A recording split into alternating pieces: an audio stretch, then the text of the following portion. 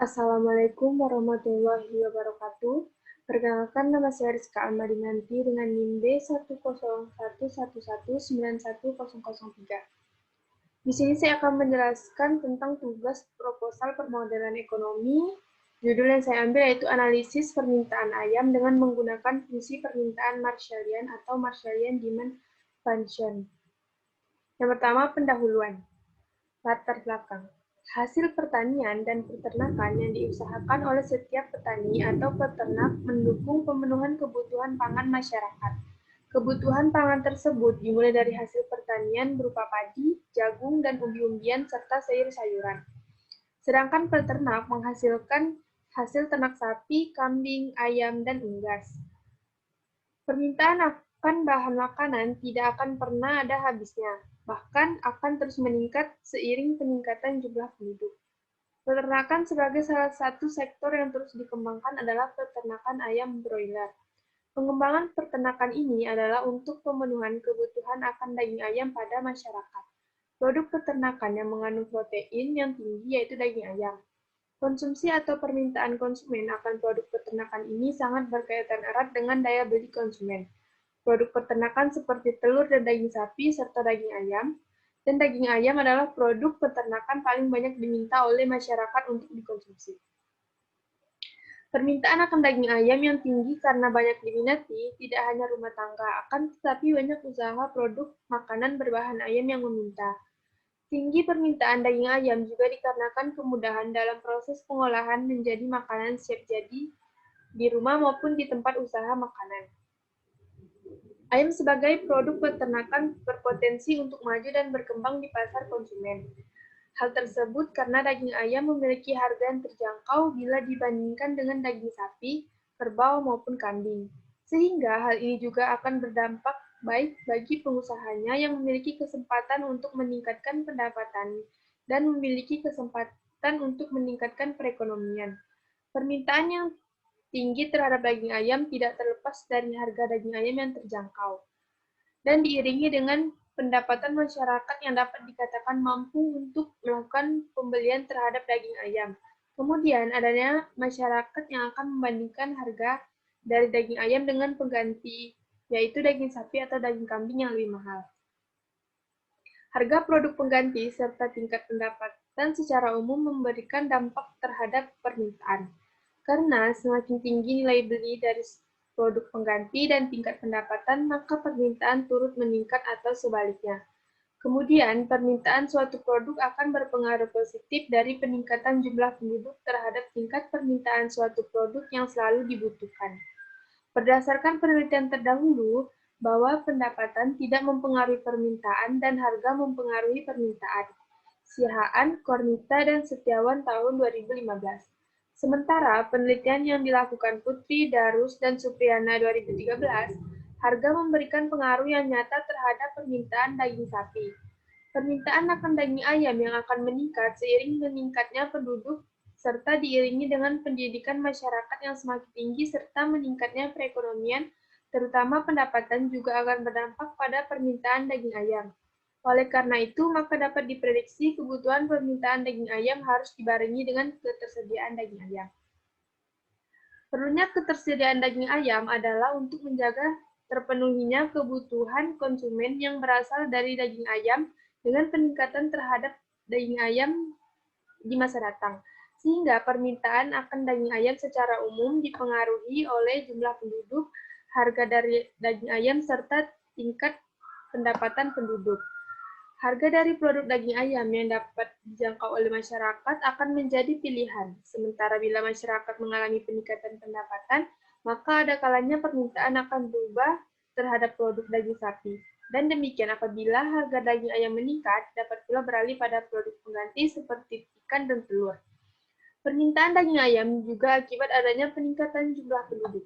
Permintaan daging ayam yang dilakukan oleh masyarakat berkaitan dengan pemenuhan kebutuhan akan lauk pauk serta kebutuhan makanan tambahan. Permintaan ini dilakukan dengan adanya pertimbangan harga yang masih terjangkau dengan keadaan pendapatan masyarakat saat ini. Sehingga penelitian ini memiliki tujuan untuk menganalisa permintaan akan daging ayam di mana permintaan dipengaruhi oleh pendapatan dan harga dan harga daging ayam. Rumusan masalah. Dari latar belakang yang telah diuraikan, maka permasalahan yang didapat yaitu menganalisis permintaan ayam dengan menggunakan fungsi permintaan Marshallian. Tujuan penelitian dari permasalahan yang telah didapati, maka tujuan penelitian ini yaitu untuk menganalisis permintaan ayam dengan menggunakan fungsi permintaan Marshallian. Manfaat penelitian. Penelitian ini diharapkan dapat memberikan manfaat dan kontribusi yang dimaksud, yaitu 1. Pada hasil penelitian dapat memberikan pengetahuan serta wawasan mengenai analisis permintaan ayam dengan menggunakan fungsi permintaan Marshallian atau Marshallian Demand Function. Penelitian ini diharapkan mampu menjadi bahan tambahan materi oleh peneliti lain yang ingin melakukan peneliti mengenai analisis permintaan ayam dengan menggunakan fungsi permintaan Marshallian Demand Function. Yang B. Tinjauan pustaka. Yang pertama yaitu landasan teori. Yang pertama ayam. Ayam merupakan salah satu ternak unggas yang sudah tidak asing lagi di kalangan masyarakat. Daging ayam merupakan bahan makanan bergizi tinggi yang mudah untuk didapat. Rasanya enak, teksturnya empuk, baunya tidak terlalu amis, serta harga yang terjangkau oleh semua kalangan masyarakat, sehingga disukai banyak orang dan sering digunakan sebagai bahan utama dalam pembuatan makanan. Daging ayam yang biasa dikonsumsi di Indonesia adalah ayam pedaging atau broiler dan ayam kampung. Setiap orang punya pilihannya masing-masing dengan alasan yang berbeda, misalnya karena ayam broiler lebih cepat empuk daripada ayam kampung, atau karena ayam kampung memiliki kandungan lemak yang lebih sedikit daripada ayam broiler. Dewi Windiani dan Diari 2014. Yang kedua yaitu permintaan. Istilah permintaan mempunyai arti adanya suatu hubungan tertentu antara jumlah barang tertentu dan jumlah suatu barang yang mau dibeli oleh orang dan harga barang tersebut. Hal yang berhubungan dengan permintaan adalah, pertama, kemauan dan kemampuan untuk membeli suatu barang. Kemauan dan kemampuan saja tidak cukup untuk membeli suatu barang. Harus disertai adanya keinginan dan kemampuan untuk membeli barang tersebut, dan didukung uang yang cukup untuk membayar harga barang itu. Suharno 2007. Nurjayanti 2011 menyatakan bahwa konsep permintaan mewakili perilaku konsumen secara umum di pasar. Perilaku konsumen dalam hal ini adalah faktor-faktor yang mempengaruhi jumlah permintaan suatu produk oleh konsumen dan bagaimana pengaruh dari perubahan faktor-faktor tersebut terhadap permintaan produk tersebut. Yang ketiga yaitu teori permintaan. Trenggonowati tahun 2009 menyatakan bahwa teori permintaan konsumen membahas tentang teori permintaan untuk suatu komoditi yang ditunjukkan oleh kurva permintaan individu. Konsumen adalah masyarakat yang mengkonsumsi komoditi yang telah dibelinya. Konsumen harus dibedakan dengan pembeli karena pembeli belum tentu konsumen, tetapi memang seringkali pembeli adalah konsumen. Sementara Samuelson dan Nordaus tahun 2005 menjelaskan permintaan bahwa adalah suatu hubungan yang pasti antara harga dari suatu barang dengan kuantitas yang diminta dari barang tersebut, asalkan hal-hal lain tidak berubah. Hubungan antara kuantitas yang dibeli ini disebut skedul permintaan antara kurva permintaan. Pernyataan senada dikemukakan juga oleh Sukirno tahun 2000. Di mana memberikan konsep dan teori permintaan sebagai berikut. Teori permintaan menerangkan tentang ciri hubungan di antara jumlah permintaan dan harga dapat terciptanya suatu kurva permintaan. Sedangkan Suharno tahun 2007 menyatakan bahwa permintaan adalah berbagai jumlah atau kuantitas suatu barang di mana konsumen bersedia membayar pada berbagai alternatif harga barang, dan kurvanya menggambarkan hubungan antara harga atau P dengan jumlah yang diminta atau QD. Selanjutnya, Trenggonowati tahun 2009 menyatakan permintaan atau demand merupakan hubungan jumlah suatu komoditi yang ingin dan mampu dibeli individu pada berbagai tingkat harga selama periode waktu tertentu. Jumlah yang diminta itu merupakan fungsi dari harga komoditi, artinya bahwa jumlah barang yang diminta oleh konsumen itu tergantung pada tinggi rendahnya harga barang tersebut. Yang keempat yaitu fungsi permintaan. Hendratno tahun 2008 menerangkan bahwa fungsi permintaan adalah persamaan yang menunjukkan hubungan antara permintaan barang dan jasa dengan faktor-faktor yang mempengaruhinya. Permintaan sendiri adalah jumlah barang atau jasa yang ingin diminta oleh konsumen pada berbagai tingkatan harga selama periode waktu tertentu. Hendratno tahun 2008 menyatakan bahwa fungsi permintaan ada dua, yaitu satu fungsi permintaan yang diderivasi dari fungsi kepuasan atau fungsi permintaan Marshallian, yang diperoleh dari maksimasi kepuasan dengan kendala berupa pendapatan. Dan yang kedua, fungsi permintaan yang diderivasi dari fungsi pengeluaran atau fungsi permintaan Hicksian yang diperoleh dari minimisasi pengeluaran dengan kendala berupa tingkat kepuasan. Yang kelima yaitu fungsi permintaan Marshallian. Suatu fungsi permintaan dapat diderivasi dari fungsi daya guna atau dari fungsi pengeluaran. Fungsi permintaan yang diderivasi dari fungsi utility disebut dengan fungsi permintaan Marshallian. Fungsi permintaan Marshallian atau Marshallian demand function pertama kali dikenalkan oleh ekonom Inggris bernama Alfred Marshall pada tahun 1890. Fungsi permintaan ini merupakan permintaan terhadap barang oleh konsumen dengan menganggap penghasilan uang konsumen konstan. Sehingga fungsi ini disebut juga dengan nama Money Income Held Constant Demand Function. Hartono 2002. Melalui pendekatan ordinal, maka permintaan dijelaskan dengan dua alat bantu yaitu curve indifferent dan curve anggaran atau budget. Yang keduanya juga dapat dimodelkan secara matematika. Kurva indifferent menggambarkan kemauan yang ingin memperoleh konsumen berupa kegunaan atau kepuasan atau utility dalam membeli barang dan jasa. Sedangkan kurva budget menggambarkan kemampuan yang dimiliki konsumen untuk mendapat barang dan jasa yang dikehendaki. Beberapa asumsi yang digunakan untuk menjelaskan perilaku konsumen ini yaitu terkait dengan kurva indifferent dan budget. Kurva indifferent menggambarkan kombinasi barang dan jasa yang dibeli dengan pendapatan tertentu dan kepuasan yang sama. Artinya, titik kombinasi mana saja yang dipilih sepanjang kurva tersebut, kepuasan yang diperoleh akan sama. Supaya mudah diingat, in sama dengan dalam satu kurva yang sama, different sama dengan berbeda kombinasinya. Namun, kepuasannya sama. Beberapa sifat yang dimiliki oleh kurva indifferent adalah menurun dari kiri atas ke kanan bawah dengan kemiringan tertentu, atau menggambarkan tingkat substitusi, tidak saling berpotongan, semakin jauh dari titik origin, semakin besar nilai utility-nya, memiliki nilai utility yang sama sepanjang kurva. Sedangkan yang terkait dengan budget adalah tingkat pendapatan atau budget tertentu, semua pendapatan dibelanjakan, dan konsumen ingin memperoleh kepuasan yang maksimum.